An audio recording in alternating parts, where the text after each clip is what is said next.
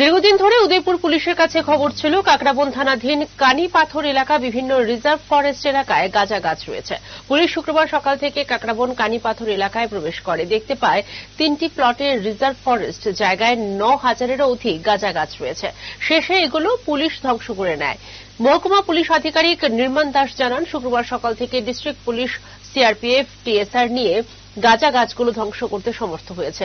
আনুমানিক বাজার মূল্য 10 থেকে 12 লক্ষ টাকা হবে বলে ধারণা করা হচ্ছে।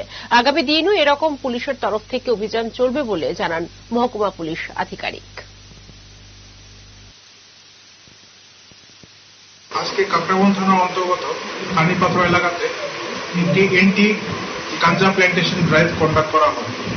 এখানকার কানিপাথরে রিজার্ভ ফরেস্ট ল্যান্ডে 3টি প্লটে সর্বমোট এন্টি গাঁজা প্ল্যান্টেশন ড্রাইভটি কন্ডাক্ট করানো হয় এবং তাতে 9,000-এর অধিক গাঁজা প্ল্যান্টেশন ডিস্ট্রয় করা হয়।